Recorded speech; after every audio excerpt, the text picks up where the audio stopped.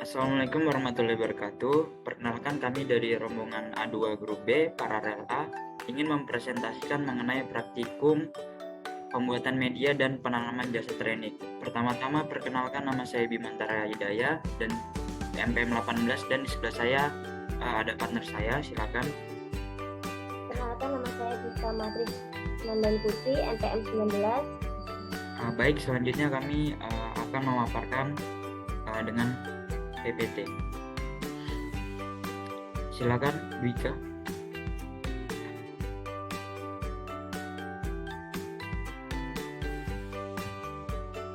Di sini ada langsung mengenai pembuatan media dan penanaman jasa training.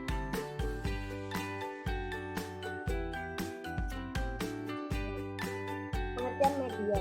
Media itu adalah sebuah bahan yang terdiri dari campuran zat darah atau nutrien yang berguna untuk membiakkan mikroba. Nutrisi seperti karbon, nitrogen, dan garam-garam anorganik yaitu folat, sulfat, potasium, sodium, magnesium, kalsium, besi, dan mangan. Kemudian di sini ada macam-macam media. Macam-macam media berdasarkan bentuknya itu ada 3, yaitu media padat, media semi padat, dan media cair. Media padat adalah media yang mengandung agar 15%, sehingga setelah dingin media akan menjadi padat. Kemudian yang kedua yaitu media semi padat, adalah media yang mengandung agar 0,3 sampai 0,4%, sehingga menjadi sedikit kenyal, tidak padat, dan tidak begitu cair. Kemudian yang ketiga yaitu media cair, di mana media yang tidak mengandung agar contohnya adalah nutrien sulfur dan laktose.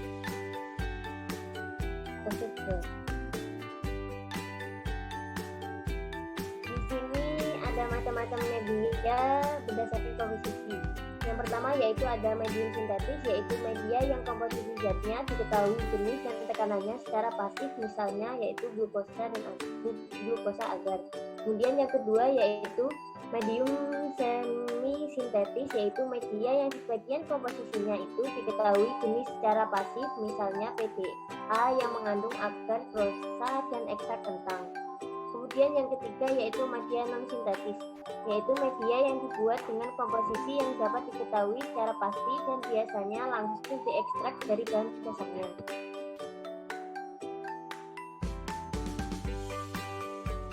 Kemudian ada macam-macam media berdasarkan fungsinya. Yang pertama yaitu media dasar, yaitu media yang digunakan sebagai bahan dasar untuk membuat media lain yang lebih kompleks. Kemudian yang kedua media diferensial, yaitu media yang bila ditumbuhi mikroba yang berbeda akan tumbuh dengan ciri khusus sehingga dapat digunakan. Kemudian yang ketiga yaitu media selektif, media yang memungkinkan suatu jenis mikroba tumbuh dengan pesat sementara jenis mikroba lain terhambat. Kemudian yang keempat yaitu media diperkaya, yaitu media yang memungkinkan untuk mendukung pertumbuhan mikroorganisme.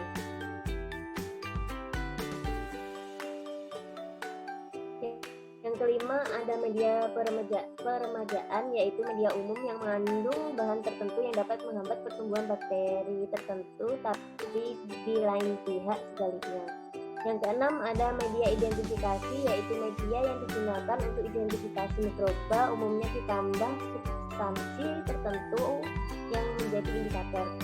Yang ketujuh yaitu media untuk isolasi, di mana media ini mengandung semua senyawa esensial untuk pertumbuhan mikroba, misalnya nutrien growth dan growth factor. Nah, di sini ada bahan pembuatan media.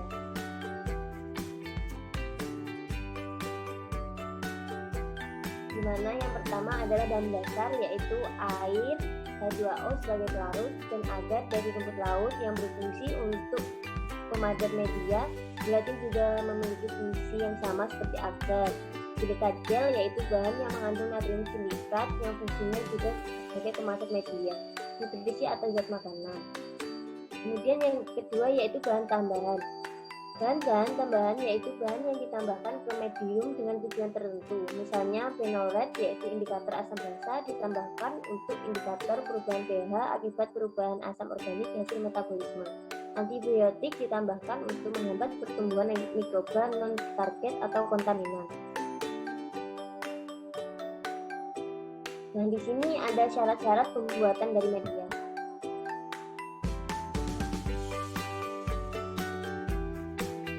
Mikroorganisme harus memenuhi persyaratan sebagai berikut dalam pembuatan media. Yang pertama yaitu mengandung semua unsur hara yang diperlukan untuk pertumbuhan dan perkembangan mikroorganisme. Yang kedua, mempunyai tekanan osmosis atau tegangan permukaan dan pH yang sesuai dengan kebutuhan mikroba. Yang ketiga yaitu media harus dalam keadaan steril, artinya sebelum ditanami mikroorganisme yang diinginkan tidak ditumbuhi oleh mikroorganisme lain yang tidak diharapkan. Kemudian ada fungsi penambahan NaCl pada media nutrient.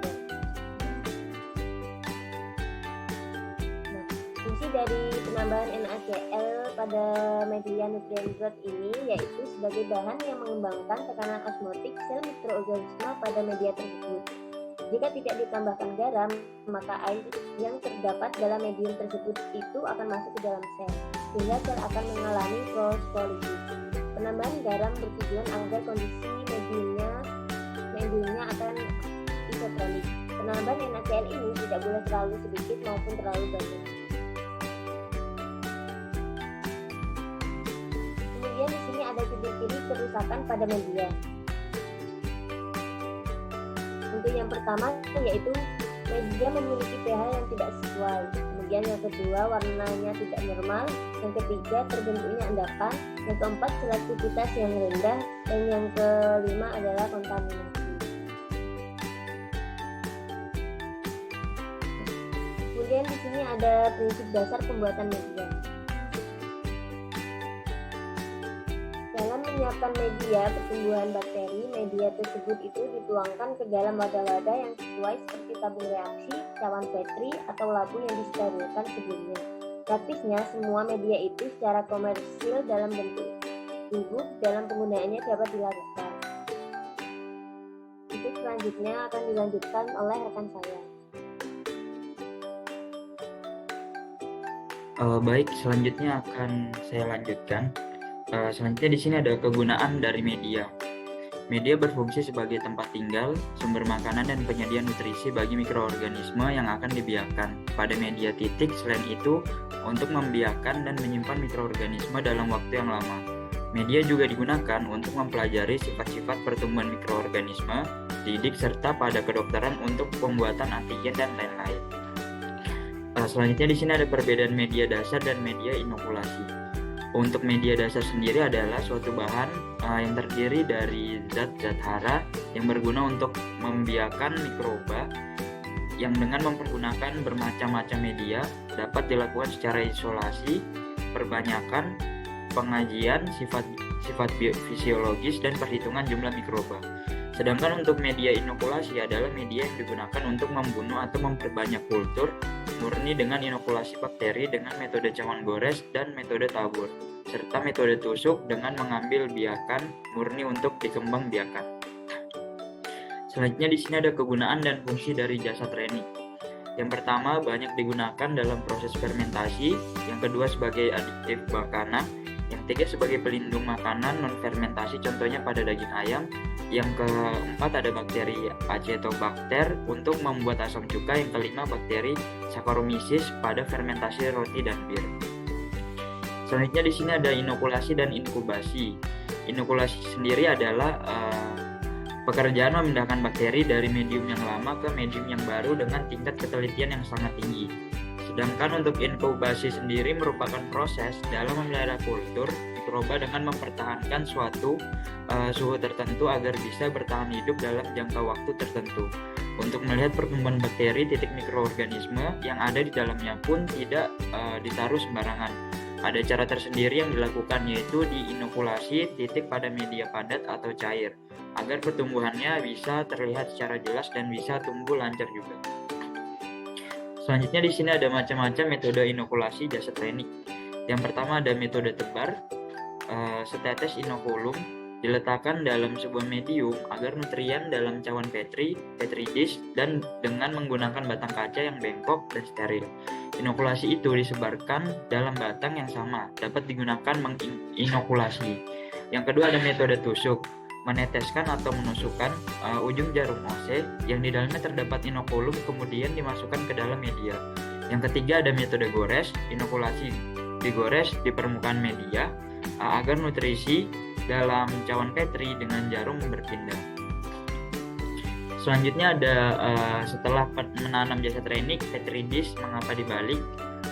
Karena Petri dish dibalik bertujuan agar menghindari tetesan air yang mungkin melekat pada dinding dalam cawan tutup cawan. Saat Petri dish ditutup, pasti ada uap-uap dan uap tersebut akan menjadi embun. Jika tidak dibalik, takutnya akan menetes ke media dan akan menkontaminasi, sehingga harus dibalik agar uap air tidak menetes pada media. Selanjutnya di sini ada faktor-faktor yang mempengaruhi pembuatan media dan penanaman jasa training. Yang pertama di sini ada bahan baku, air.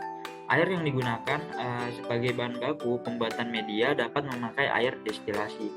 Yang kedua di sini ada penimbangan media pertumbuhan. Penimbangan sebaiknya dilakukan pada timbangan analitik dengan ketelitian 0,1 gram dengan kapasitas kurang dari 2000 gram. Penimbangan tidak perlu dilakukan secara aseptis, namun tetap dalam keadaan bersih. Yang ketiga di sini ada konsentrasi agar dan proses pelarutan agar. Dengan konsentrasi agar 15 gram per liter umumnya digunakan untuk membuat media padat. Konsentrasi yang lebih rendah 7,5 sampai 10 gram per liter digunakan untuk membuat soft agar atau media semi solid agar larut pada suhu 84 derajat Celcius dan memadat pada suhu 38 derajat Celcius. Yang keempat di sini ada ketebalan agar dan luas cawan yang digunakan. Media agar yang sangat tipis ketebalannya masih memungkinkan mikroorganisme untuk tumbuh, yang mungkin akan berpengaruh kepada ukuran koloni dan nutrisi media yang tipis masih cukup memenuhi kebutuhan.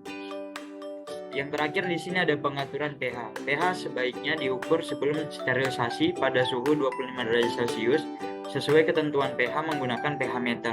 Sehingga setelah proses sterilisasi media akan memiliki pH sesuai persyaratan, yaitu kurang lebih 0,2 pH unit. Terima kasih, sekian presentasi dari kelompok kami. Kurang lebihnya mohon dimaafkan. Wassalamualaikum warahmatullahi wabarakatuh.